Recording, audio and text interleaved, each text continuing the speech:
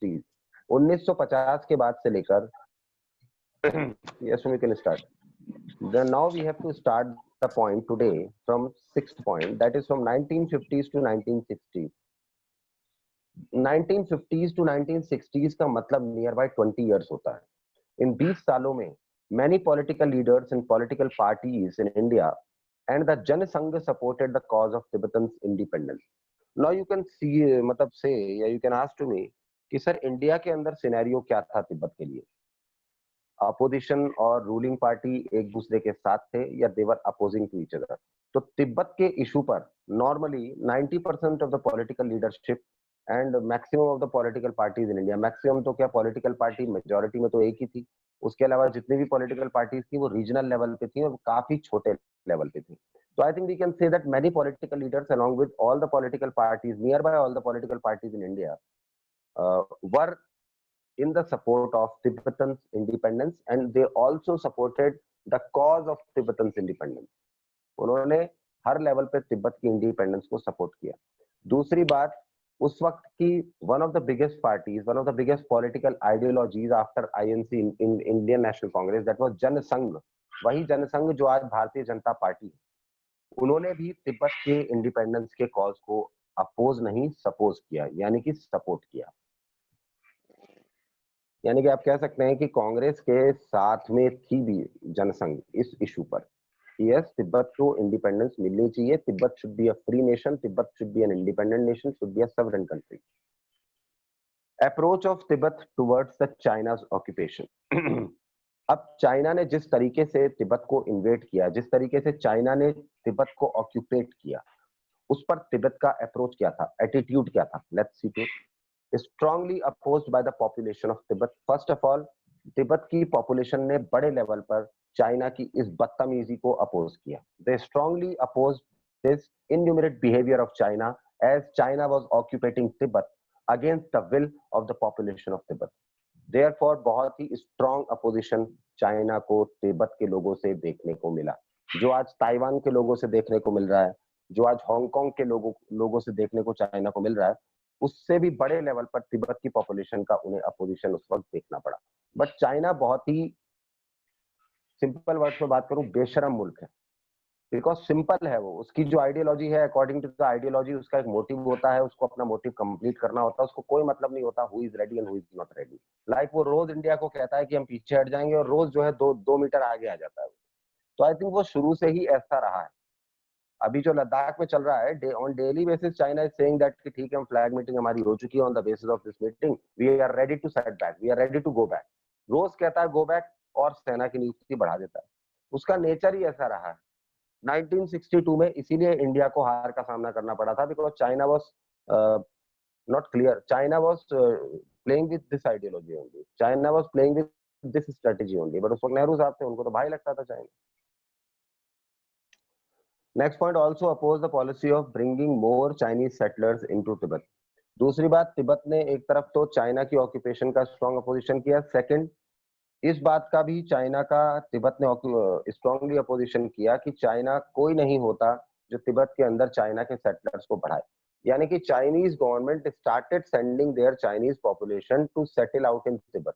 जैसे पिताजी का घर हो तुम्हारे, तो तिब्बत के लोगों ने इसका भी अपोजिशन किया कि who are you to send your population to settle out in Tibet? Obviously, भाई, when a country has occupied some other country, so obviously that country will send the population of that country into the country which that country has occupied. उसमें तो कोई बड़ी बात है ही नहीं. तो इसका भी तिब्बत के अंदर काफी बड़े लेवल पर अपोजिशन फेस हुआ. इस पॉलिसी को अपोज किया तिब्बत वालों ने कि चाइना के लोगों को यहाँ सेटल करने के लिए आप कैसे भेज सकते हैं. नेक्स्ट रीजन क्या है? China wanted to undermine the traditional religion and culture of Tibet as per Tibetans. सबसे आप कह सकते हैं सर, सबसे बड़ी प्रॉब्लम क्या थी? What was the major issue which Tibetans were facing? Why were they completely against the occupation of so big country? भाई देखिए क्या होता है, हर चीज के फायदे होते हैं तो हर चीज के नुकसान भी होते हैं. एक इतना बड़ा नेशन जो रिसोर्सेज से भरपूर है, अगर वो आपको ले रहा है, जो आप छोटे से देश हैं, तो आपके लिए तो अच्छा भी है. अगर नेगेटिव साइड है तो इसके पॉजिटिव साइड्स भी हैं. उसके अंडर आप रहेंगे तो एक बड़ी गवर्नमेंट के अंडर रहेंगे, एक प्रॉपर मैनेजमेंट और प्रॉपर स्केल ऑफ एडमिनिस्ट्रेशन के अंडर आप रहेंगे, तो आपको कभी शायद शॉर्टेज ना हो किसी चीज की. तो प्रॉब्लम अगर एक तरफ नेगेटिव्स थे तो पॉजिटिव्स भी थे. मगर प्रॉब्लम ये थी कि तिब्बत के लोगों की प्रॉब्लम कुछ और थी। तिब्बत के लोगों को चाइना से कुछ और प्रॉब्लम थी। व्हाट? बिकॉज़ चाइना का फोकस ये नहीं था कि तिब्बत को हम लेंगे तो तिब्बत की रिसोर्सेज को यूज करके हम तिब्बत को भी डेवलप करेंगे। फर्स्ट ऑफ ऑल तो the motive of China was never to improve Tibet. Second thing, there was no motive of China to develop Tibet.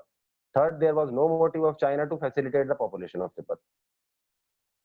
तो फिर चाइना का मोटिव क्या था? चाइना का सिंपल मोटिव था to attack on traditional cultures of Tibet, to attack on the religion of Tibet, to attack on all the cultural elements of Tibet and convert that Tibet into China form.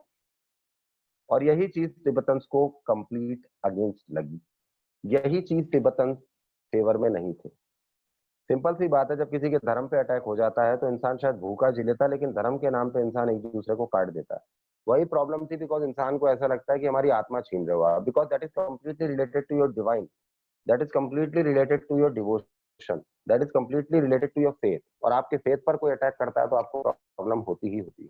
वही China ने जब किया तो Tibetan से उसका oppose किया। That was the major issue Tibetan against China. Next point, but China always claimed that autonomy is granted to the region. तब से लेकर आज तक तिब्बतन्स इसी बात को कहते आ रहे हैं that चाइना ने हमारी पूरी टेरिटरी को डेसिमेट कर दिया है, हमारी पूरी टेरिटरी को खत्म कर दिया है। बट चाइना तब से लेकर आज तक एक ही बात कहता आ रहा है कि हमने तो तब भी तिब्बत को ऑटोनोमस रीजन बना रखा था, आज भी ऑटोनोमस बना रखा है। यानी कि चाइना ने उन सभी क्लेम्स को हमेशा डिनाई किया है जिन क्लेम्स में ये कहा जाता है कि तिब्बत को ऑक्यूपेट करके चाइना ने तिब्बत के रिसोर्सेज को एक्सप्लॉइट करके तिब्बत को एक डेजर्टेड रीजन बना डाला है। वो कंप्लीट इन क्लेम्स को हमेशा डिनाई करता है और आज भी करता ही है और हमेशा करता रहेगा, because he is the biggest liar in the world after Pakistan. और पाकिस्तान तो क्यों ना हो, पाकिस्तान का बड़ा भाई है। Understood? So I think still China claims that China has still persisting, still given to be persisting the autonomy which is granted to the region named as Tibet.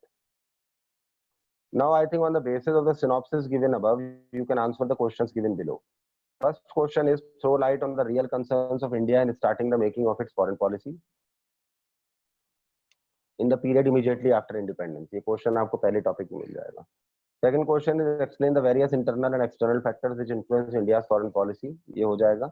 सारे क्वेश्चन हो जाएंगे इसमें। Explain how Tibet can be considered as one of the darkest chapter in history of Indo-China relations. ये भी आप समझा सकते हैं।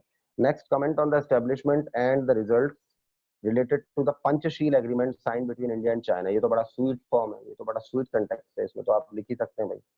Next, in long answer questions, there are two questions. First is, explain the legacy associated with the policy of non-alignment in India. Then B part of this question is, comment on the role of Jawaharlal Nehru in settling the national agenda based on it.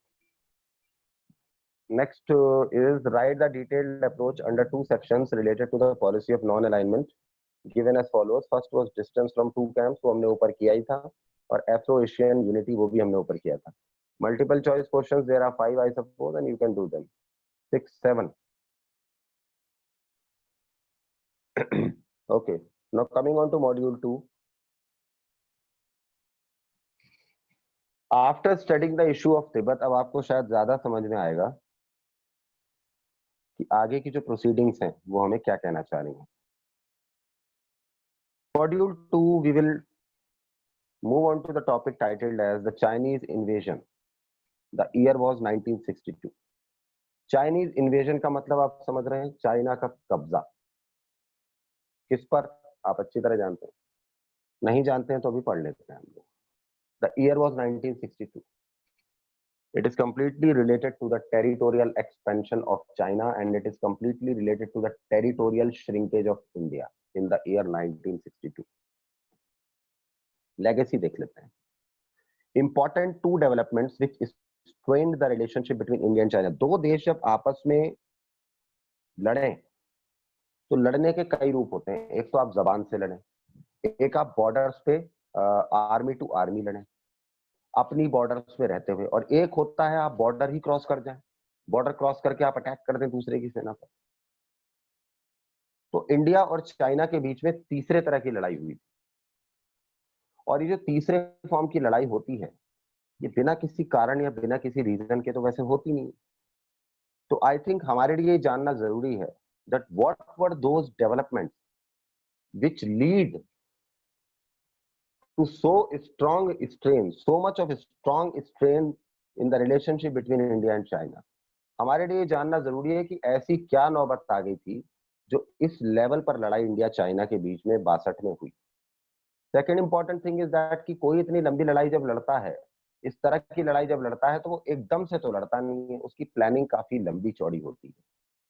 Without a proper planning, without a proper concerned efforts to be planned, you cannot move on to fight such a war which China fought with India in 1962, in which India proved like a donkey and China proved like a horse. तो हम सबसे पहले उन दो developments पर बात करेंगे जिन दो डेवलपमेंट्स की वजह से इंडिया और चाइना के रिलेशनशिप इतने ज्यादा खराब हो चुके थे कि जिसके बाद ये वॉर होना लाजमी था। Let's see what.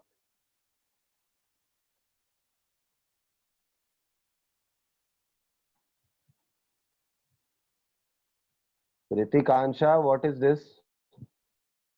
क्या देख रही हैं आप टीवी पे?